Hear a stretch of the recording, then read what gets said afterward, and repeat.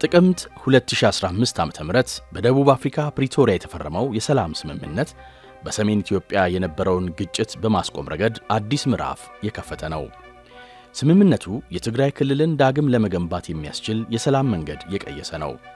ስምምነቱን ተከትሎ የፌዴራል መንግስት የስልክና ኢንተርኔት፣ የኤሌክትሪክ አገልግሎት፣ የአየርና የየብስ ትራንስፖርት፣ የባንክ አገልግሎት ዳግም በማስጀመር የክልሉን ኢኮኖሚ ዳግም እንዲነቃቃ አድርጓል።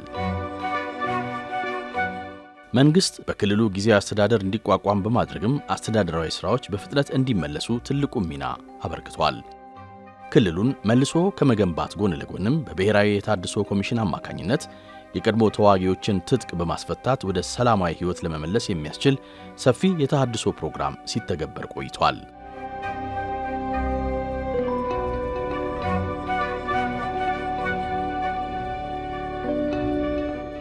የፕሪቶሪያውን የሰላም ስምምነት መሰረት በማድረግ ከአንድ ዓመት በፊት በአዲስ ተዋቅሮ ወደ ሥራ የገባው የትግራይ ክልል ጊዜያዊ አስተዳደር በክልሉ ዘላቂ ሰላምን ለማስፈንና ልማትን ለማፋጠን ቁልፍ ኃላፊነቶችን መረከቡ አይዘነጋም። የአዋጅ ማሻሻሉ፣ አሰራር መከተሉ፣ እንደዚህ ያለም ግሬስፉል ፕሮግራም ማካሄዱ በሙሉ ልክ ለአንድ ሰው አይን እንደመቅጠም ነው። የህግ የአሰራር እንደዚህ አይነት ሴሬሞኒያል ጉዳዮች ለጀነራል ታደሰ በትክክል የሚያዩ ሁለት አይን ይሰጣቸዋል፣ አይናማ ያደርጋቸዋል። በህግ ላይ ቆመው አወያይተው ጊዜ ወስደው በሁሉም ፈቃድና ይሁንታ የመጡ ፕሬዝዳንት ስለሆኑ አይናማ ሰው ያደርጋቸዋል።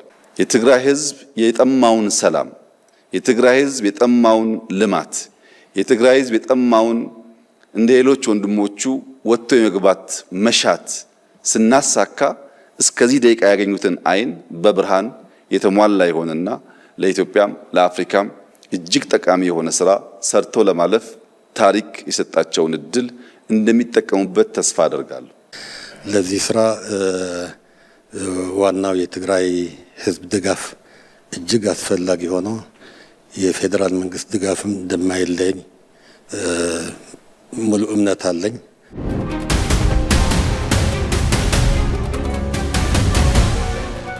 ጊዜያዊ አስተዳደሩ ባለፈው አንድ ዓመት በክልሉ በኢኮኖሚያዊ ማህበራዊና ፖለቲካዊ ዘርፎች ያከናወናቸው ስራዎችን ለጠቅላይ ሚኒስትር ዶክተር አብይ አህመድ ያቀረበ ሲሆን በዛሬው ጥንቅራችንም የክልሉን የአንድ ዓመት ጉዞ ዋና ዋና ክንውኖች እንቃኛለን።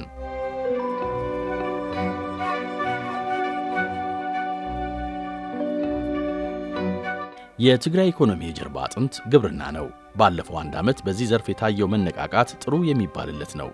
ጊዜያዊ አስተዳደሩ ከመደበኛ የግብርና ስራ ባለፈ የከተማ ግብርናንና መስኖን በማቀናጀት ተስፋ ሰጪ ስራዎች ተከናውነዋል።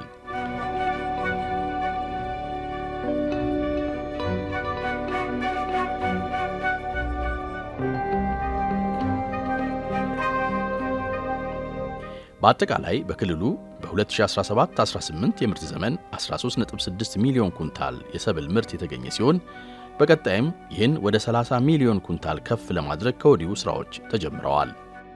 ዘርፉን በግብዓት ከመደገፍ አንጻርም 85 ትራክተሮችን ለተጠቃሚዎች በማድረስ ዘመናዊ የግብርና ስርዓትን ለማስፋት ተስፋ ሰጪ ጅምር ተከናውኗል።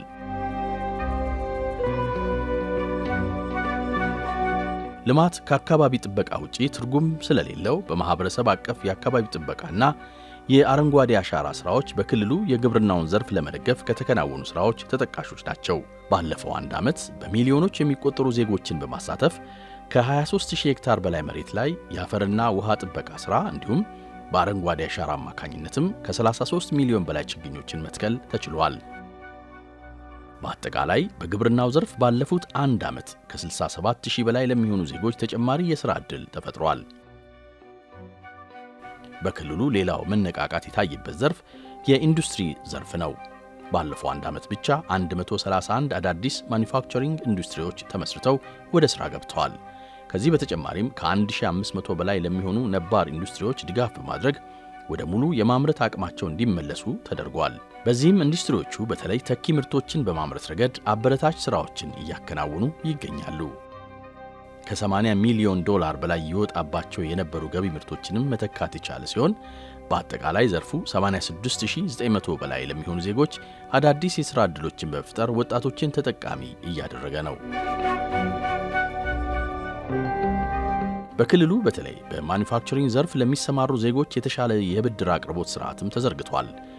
በዓመቱም ከ1.9 ቢሊዮን ብር በላይ ብድር በዚሁ ዘርፍ ለተሰማሩ ዜጎች ተደራሽ ተደርጓል። በአጠቃላይ በትግራይ ክልል የኢኮኖሚ አቅሞችን ወደ ኢንቨስትመንት በመቀየር ረገድ በዓመቱ በአገልግሎት ዘርፍ፣ በማኒፋክቸሪንግ፣ በማዕድን፣ በግብርና፣ በኮንስትራክሽንና አገልግሎቶች ዘርፍ 49.9 ቢሊዮን ብር ካፒታል ተመዝግቧል።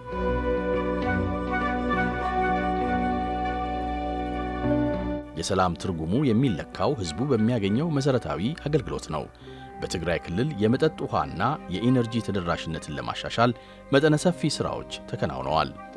ከአነስተኛ እስከ መካከለኛ የመጠጥ ውሃና ኢነርጂ ተቋማት ግንባታና ጥገና ሥራዎችን በማከናወንም የመጠጥ ውሃና ኢነርጂ ተደራሽነትን ለማሻሻል ትኩረት ተሰጥቷል።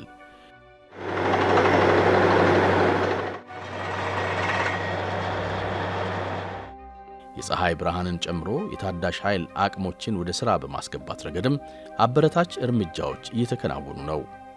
ገጠርን ከገጠር የሚያገናኙ አዳዲስ የመንገድ ፕሮጀክቶችም በክልሉ በፍጥነት እየተከናወኑ ከሚገኙ የመሠረተ ልማት ሥራዎች መካከል ተጠቃሾች ናቸው። ይህም በተለይ አርሶ አደሩን ከገበያ ጋር ለማስተሳሰር ትልቅ አቅም የሚፈጥር ነው።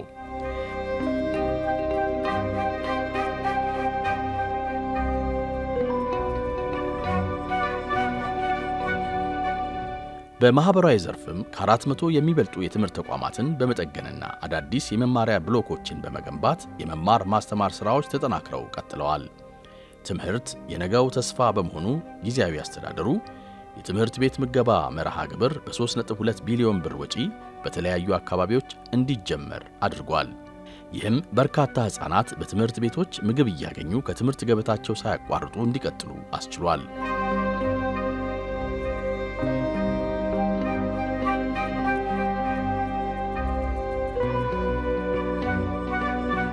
በጤናው ዘርፍም የእናቶችና የሕፃናት ሞትን ለመቀነስ የተደረገው ጥረት ፍሬ አፍርቷል። በክልሉ ከጤና ኬላ እስከ ሪፈራል ሆስፒታል ባሉ የጤና ተቋማት እየተሰጠ ባለው የጤና አገልግሎትም በተለይ የእናቶችና ጨቅላ ሕፃናት ሞት ምጣኔን በእጅጉ መቀነስ ተችሏል። ከመደበኛ የሕክምና አገልግሎት ባሻገርም ወረርሽኞችን ለመከላከል የተቀናጀ ሥራ ሲሰራ የቆየ ሲሆን ለአብነትም በቤት ለቤት የኬሚካል ርጭት አማካኝነት 139,000 በላይ የሆኑ የክልሉ ነዋሪዎችን ከወባ በሽታ ስጋት ማዳን ተችሏል።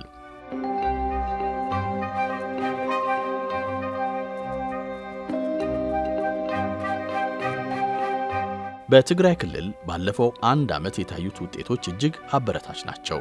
ባለፈው አንድ ዓመት ጊዜ ውስጥም ክልሉ ከመልሶ ግንባታ አልፎ ወደ ተፋጠነ ልማት ለመሸጋገር መሠረት ጥለዋል። እነዚህ የተጀመሩት ውጤታማ ሥራዎች ዘላቂ እንዲሆኑና ክልሉ ከመልሶ ግንባታ ወደ ተፋጠነ ልማት እንዲሸጋገርም በትብብር መስራት ከሁሉም ባለድርሻ አካላት የሚጠበቅ ተግባር ነው።